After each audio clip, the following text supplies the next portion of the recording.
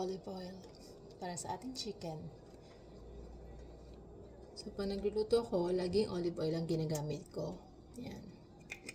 Pag mga gisa-gisa, ayan. Tapos ngayon magluluto ako ng itong black chicken nugget. So, first time ko lang din matatry ito. Try natin kung masarap.